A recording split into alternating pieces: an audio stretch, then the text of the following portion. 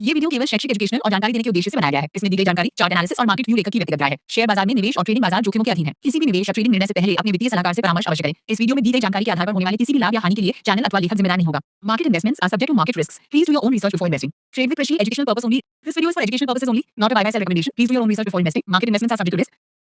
नमस्कार मेरे ट्रेडिंग के मित्रों, कैसे हैं आप सब? कैसा रहा आपका आज का ट्रेडिंग का दिन? आज आपने पैसा कमाया या नहीं कमाया, मुझे कमेंट करके ज़रूर बताइएगा।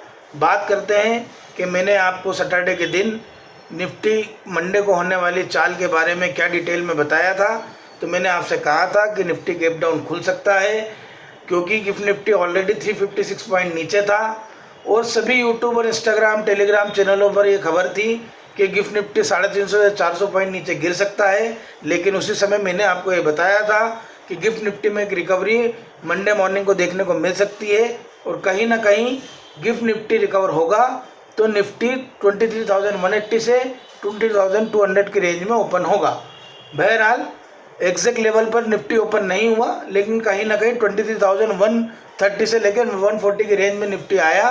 गिफ्ट निफ्टी ने रिकवरी भी दिखाई और उसके ठीक अगले ही कैंडल में रिकवरी आ गई और वही लेवल जो 23,180 था और 23,220 था वो आ गया।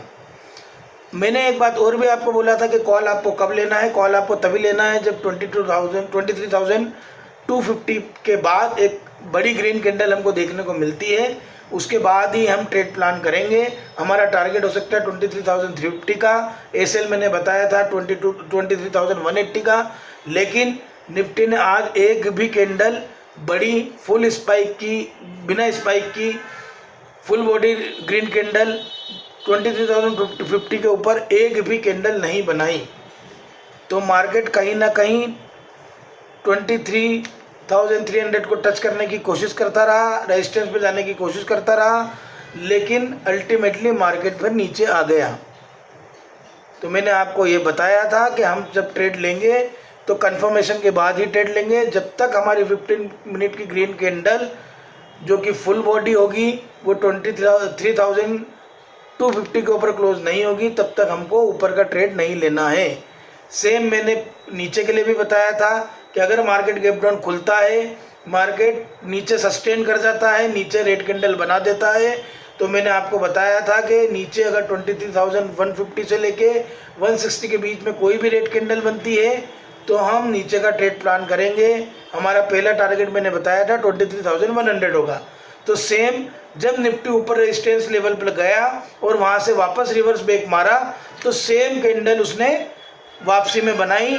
जब मार्केट ने 23,150 से 160 की कैंडल बनाई तो हमने नीचे का एक ट्रेड लिया जिसमें हमने 40 पॉइंट का गेन किया।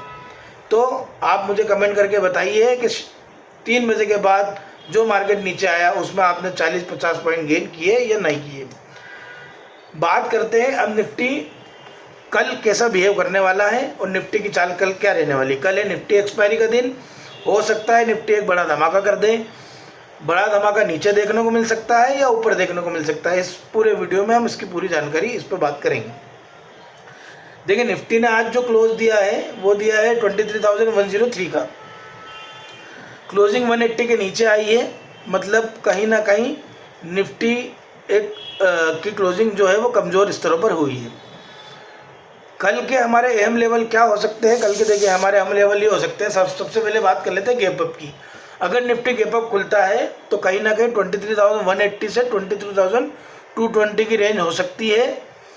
निफ्टी गैप अप खुलता है तो उसके बाद अगर ग्रीन कैंडल सस्टेन करती है, एक बड़ी ग्रीन कैंडल 15 मिनट पर बनती है और कहीं ना कहीं 23,230 के ऊपर क्लोजिंग देती है, तो हम ऊपर का एक ट्रेड प्लान करेंगे। हमारा टारगेट बहुत ही छोटा होगा, वो होगा 23,300।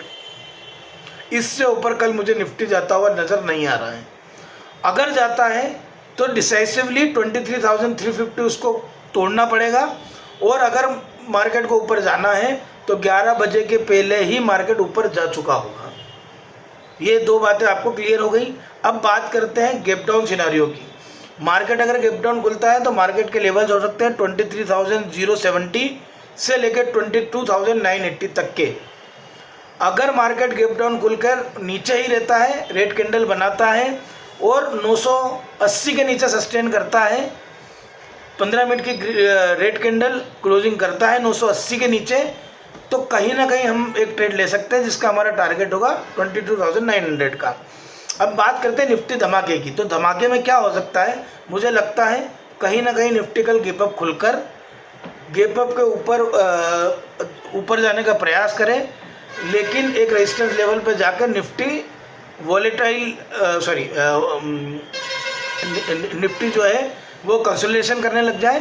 तो वो कंसोलिडेशन कब जो एक दायरा है वो हो सकता है कि निफ्टी 23,180 से लेके 23,250 की रेंज में अपने आप को फंसा हुआ महसूस करें, और कहीं ना कहीं 1 या 1:30 बजे के बाद में हम नीचे की एक रैली देख सकते हैं। और जैकपॉट लेवल ये हो सकता है कि मार्केट कल 22,800 को भी टच कर दे।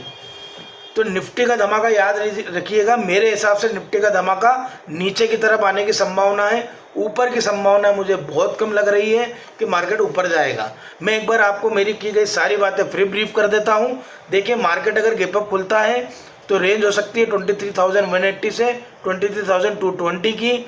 अगर मार्केट गैप अप खुल के सस्टेन करता है और एक ग्रीन कैंडल 23,250 के ऊपर बनाता है तो हम ऊपर का एक ट्रेड प्लान कर सकते हैं, लेकिन हमारा टारगेट बहुत शॉर्ट होगा, जो कि होगा 23,300 का।